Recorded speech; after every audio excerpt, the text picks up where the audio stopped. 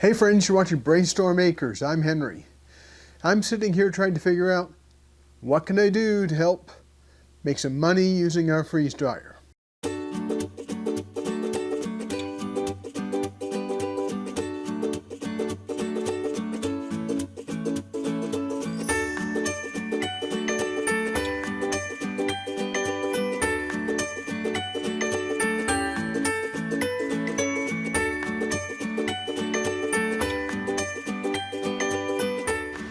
What are you doing, Irene? Oh, looking through a journal article that has so many mistakes. Somebody needs to be slapped. They're saying millimeters when they should be saying centimeters, and centimeters when they should be saying millimeters, and all kinds of stuff. It's one of those articles that you kind of slap yourself on the forehead and go, about. However, they have pictures. I can use the pictures and count on the pictures to be right. So that's what I was doing because I was working on the wax for it today, and I was checking some of the measurements, and I'm like, oh, this is totally wrong. It can't be that. So I have to contact the person I'm working on it for and say, hello, they have this wrong. Now, the worst advice, absolutely the worst advice that somebody can ever give you about starting a business is to follow your passion. Now, hear me out. It isn't that following your passion is a bad thing, so long as you have the skills that go along with that passion. If you don't have the skills, get them. Let me give you an example. Our children both were competitive figure skaters, and they both had a certain passion for the sport. The question was, did they have the skills that went along with it? Well, when they first started, no. You fell down, you hurt yourself, you couldn't really get going, but you might persevere if you liked it enough. Oh, by the way, and if your parents had enough money to pay for the lessons, because lessons are expensive. Gaining skills, generally speaking, is expensive. It's either expensive in time or money. Sometimes it's both. You might have a passion of being a world-class skier, but if you don't have the skills, the balance, and the tenacity to stay with that sport, you're probably not going to be a world-class skier. There's very, very few natural athletes that pick something up like that. There are a few, but let's talk more general about business. After all, that's what I'm trying to do here, is figure out a way to make some money using this pretty expensive freeze dryer. And there are a lot of things that go into knowing how to run a business, a lot more than most people think about. There's a lot of little things. How do you account for a specific expense in your accounting system? Who do you hire for an accountant? Who do you hire for a marketing assistant? How about a receptionist? Oh, you're going to use one of those automated auto attendants? Yeah, well, how much are you going to stick out from the rest of the world when you do that? People are expensive. Any solution is expensive. Well, let's take a look at what it takes to actually start a freeze drying business here in Arizona. Now, there are 50 states and several territories and districts that have different food rules. Irene and I have a big benefit of having been in the food business in the past, so we know some of the pitfalls, and we know some of the things that can go easily right or wrong. Now I have to wear computer glasses for reading the screen. I can work just fine in normal life. I can see fine. I have bifocals so I can read things that are small when they're up close to my face, but I don't want to get my face 12 inches from that screen. So I wear computer glasses. Now, if you're going to start a food business, it's a good idea to understand what your local government, county government, state government require. Oh, by the way, you could get the feds involved too. We'll talk about that in a little bit. Right now I'm looking up a very specific topic. It's the Yavapai County cottage food regulations. Cottage food, it's kind of what you might guess it is. It's food that you make in your home kitchen. And that's a really key thing, is it has to be in your home kitchen. And you have to sell it yourself.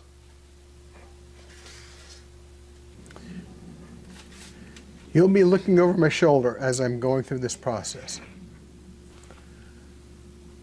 In Yavapai County, which is the county here in Arizona that we live in, the county has some very specific rules about how they handle food products. There's a lot of information that's available, in this case, on the county website. Not all of it has to do with food. There's things including septic tanks. Right next to all the food stuff. Septic tanks, if you can believe that. Here in this state, there are two categories of handling food, or licensing that's required for handling food. One is a food worker card that just says you've been trained in the basics of how to safely handle food. The next one is a food manager certification. That's a more involved process. You have to know a lot more stuff.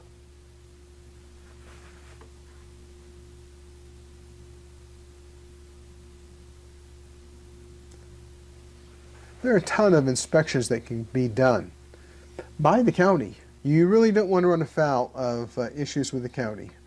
This website tells you how to get your food handler certification and what registrations you need for your business. Like many things in life, you do require permits for running a food business. Arizona State supplies a variety of rules, regulations, and guidelines for the cottage food industry. In order to be a provider of food under the cottage food program, you have to get registered. I went ahead and did the registration, but I haven't started a business. This is just the first steps in getting going. My next step is to get a food handler certificate so that I'm allowed to actually handle food. The state will tell you who is approved to train you for food handling. There are a lot of online resources. If you're going to do that, make sure that your county, your city, your state accepts that certification agency. Not all of them do. So here's kind of the nut of the issue. What kind of food would I be allowed to make and sell? Well, fruit, jams, and jellies. Jam doesn't freeze dry. Jellies, you can freeze dry jelly if it doesn't have too much sugar. Dry mixes. So, a cake mix, a cornbread mix, a lot of things like that. Dry pasta. Roasted nuts. Honey. We're not going to be doing honey. Freeze-drying honey is a royal pain. Cookies. Now, cookies you can do. Breads. A lot of different sweet breads. A lot of different kinds of baked goods. Cakes with hard icing or frostings. You notice there's no cream cheese frosting here. Hard. That means it's a large amount of sugar in the frosting. The reason for that is it protects the food from spoilage. And really the state doesn't care if your food spoils to some degree. What they don't want is they don't want people to be getting sick from a bad pathogen. Fruit pies with fruit and sugar fillings, brownies, candies, donuts, roasted coffee beans, tortillas, muffins, scones, popcorn, kettle corn, granola, and dry spice mixes. And that doesn't sound very exciting. So let's look at what's not approved. Anything that requires refrigeration, so that means dairy is out. Meats are out. Perishable baked goods, salsa, sauces. A lot of homesteaders, including us, make pickles and fermented goods, but we can't sell them under the cottage food program here in Arizona. Meat, fish, shellfish, and products of any kind that include them. Beverages. Woo, beverages? Yeah, you can't sell beverages. Acidified food products have a natural degree of acidity such that the pH is below 4.6.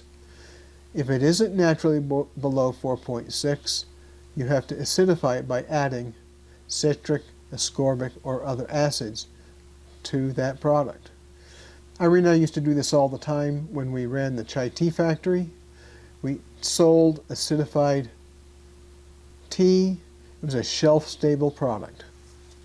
And by the way, we had an FDA process that was authorized by the FDA, and Irene carried the licensing and certification to run that factory. Cheesecake, oh, too bad.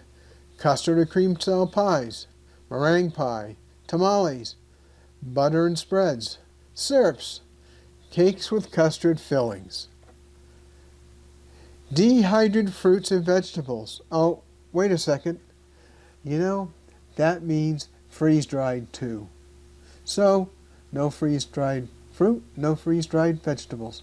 Not on the list of what's allowed in Arizona. Fillings, frostings, and icings. Oh, well boy, there's a whole lot that you're not allowed to do.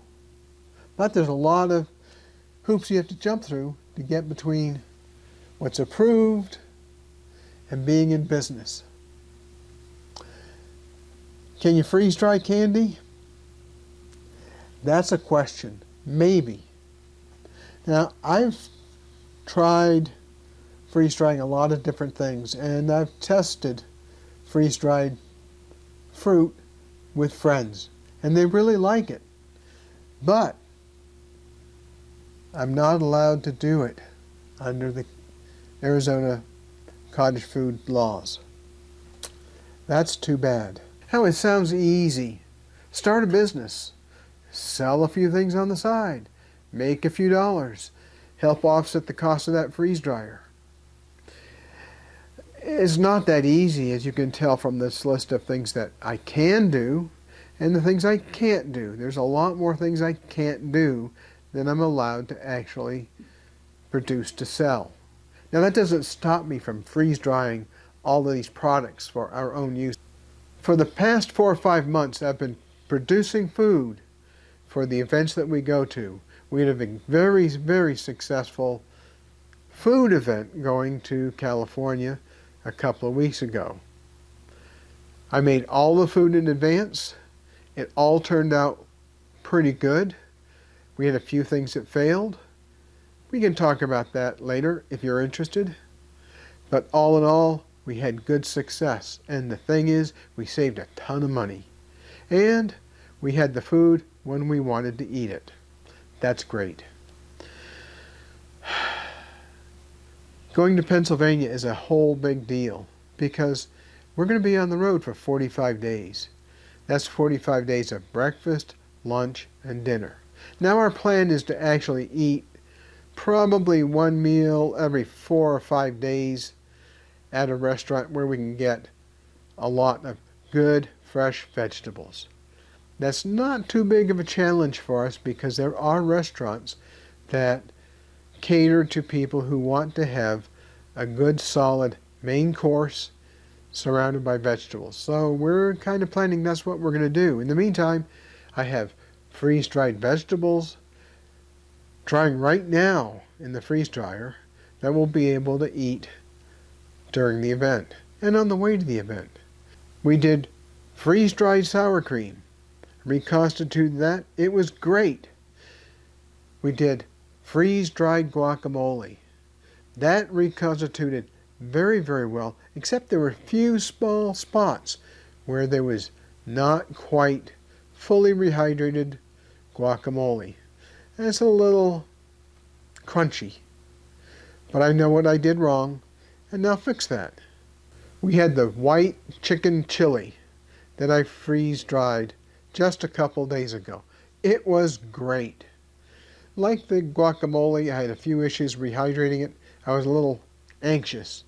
I was really ready to eat, and because it had beans in it, the beans sometimes don't rehydrate as fast as everything else. Still, it was very good. Oh, by the way, we also did some freeze-dried rice. That was a snap to rehydrate.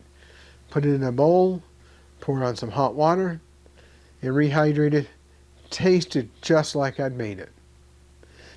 Well, I hope that provides some background on what we're doing and why. Please leave any questions in the comments below. We're all going to learn on this process together. Hope you're having fun. I have another 2 days when I can easily freeze dry, and then we're going to have temperatures in the upper 90s or low 100s, which I think is going to be too hot to run the freeze dryer. And I'm not going to run an air conditioner just to cool down the freeze dryer. Well, thanks for watching. Don't forget to hit like, subscribe, and ring the bell for notifications. It really helps our channel.